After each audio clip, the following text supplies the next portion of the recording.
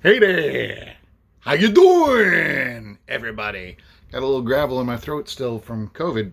The COVID is gone, but the mild persistent cough and the little bit of a rattle in there has kind of stayed. So I understand that can be a nagging thing sometimes for months after with that business, but I'm back. Good to see you. Hi. I have a very special record today. It is a one of a kind done with something similar to a home recording system, the vintage home recording system. So, for anybody interested in such things where you could make your own records at home, there were machines from the Wilcox Gay Recordio Disc Company, from RecoCut, there's another one, and it's escaping me right now. But this one, I think, is from a system called Voiceograph because it's something that was produced by Rainbow Records. This is a very special record, and when I saw it, I couldn't resist bringing it home. I haven't attempted to play it yet. I will attempt to play it in this video, but I cannot guarantee that it will play. These things are made out of a sort of an enamel-like surface over cardboard, and unlike a cereal box record that would have been stamped, they are lathed individually. So the likelihood of the shrinkage that's occurred causing natural wrinkling in the playing surface over the years, even with no real scratches or anything on it, causing it to be unplayable is pretty strong. But we may have some luck. I got some Mickey Mouse Club Wheaties cereal box records to play through just fine, and they're only about 5 years younger than this thing. All right, so let me grab my glasses here because I'm going to read to you from the very back of this record so you have an idea of what we're dealing with. This is a slice of military history. USO Catholic Community Service. This letter on a record is one of many services offered to those engaged in the defense of their country. They are available at USO clubs or centers operated by the National Catholic Community Service. This and a wide variety of other services help to make every USO club operated by NCCS a home away from home.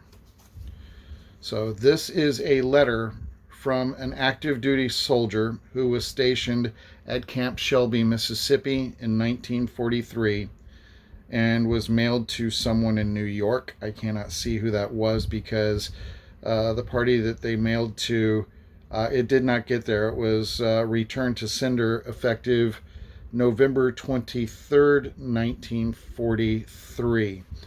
And this is our sleeve front art on that and all of the address information that was there at the time, as well as the back.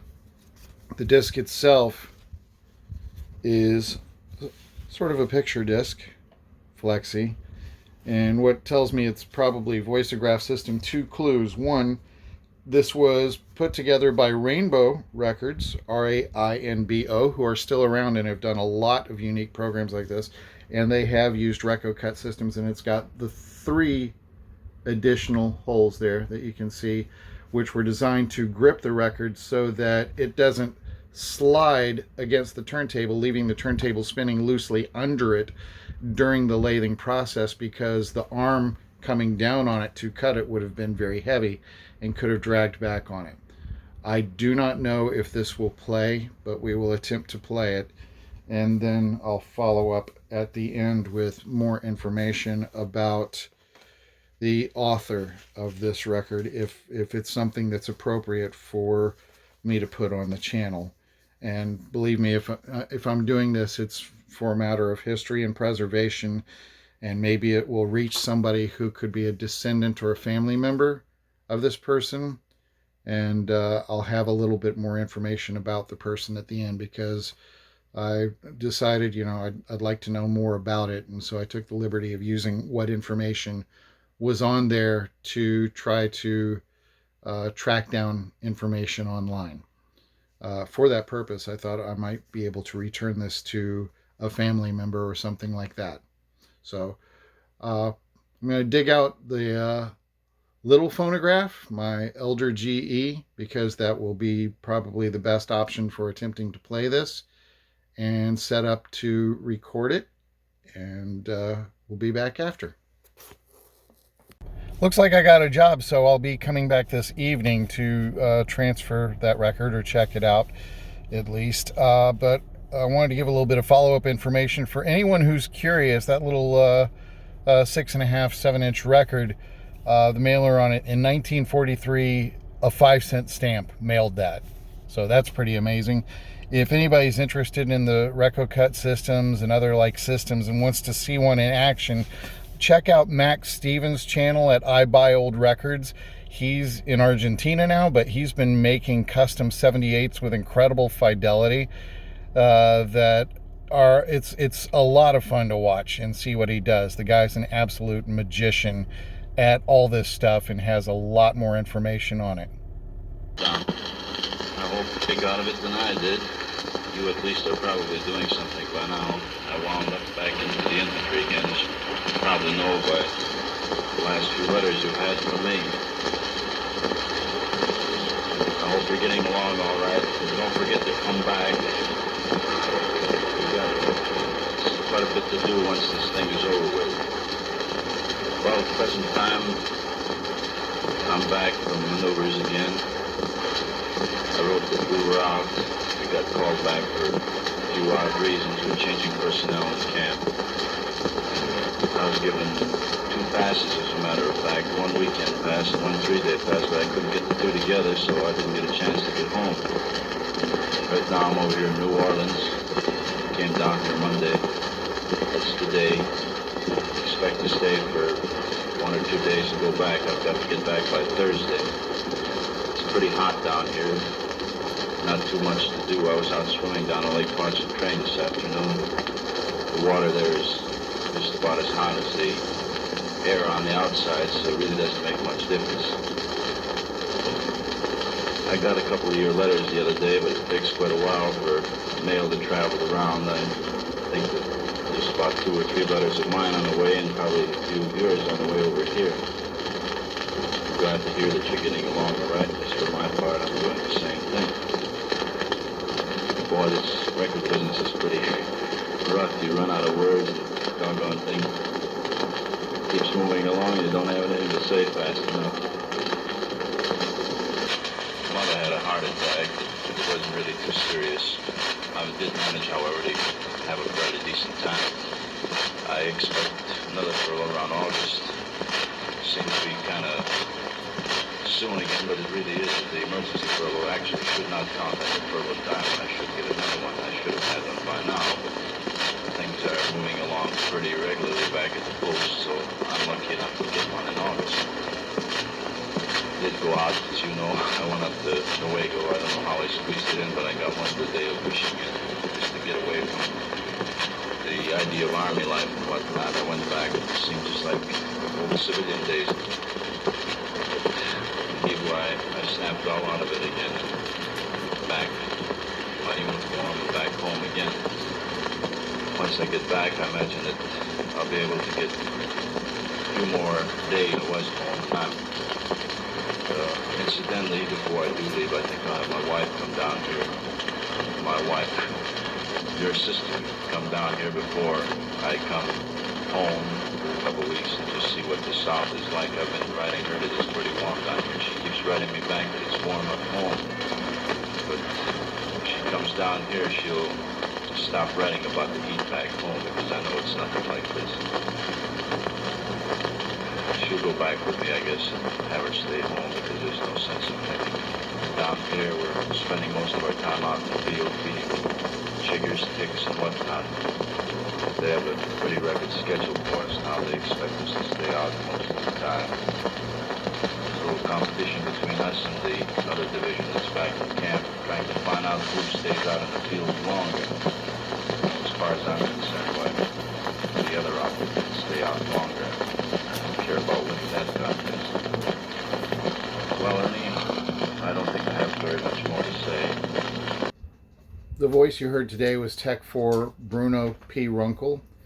He was born in 1922 in Michigan and passed in the line of duty in 1945, barely 23 years old. Uh, his passing was just a year and 2 to 3 months after this recording was made.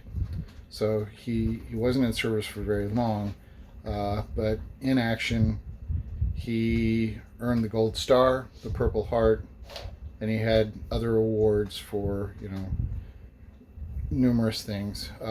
There's information online, and I'm going to include a photo here from a military website if that's okay. Also, he's buried at Arlington Cemetery, and we have the tombstone here. I've been trying to find out if there's additional family. I haven't turned any up. The name, the way that it's spelled, there appears that per the census, there's only about 5 people in the United States currently that have this name, and it doesn't look like any of them would be ancestors or would be generational family, that he would be their ancestor. So I am going to continue to try to reach out and find family members if I can. Not my intention is to donate this to the Library of Congress, because they do preserve the letters and recorded documents of military personnel. And of course, the public can access that information by pretty much going there.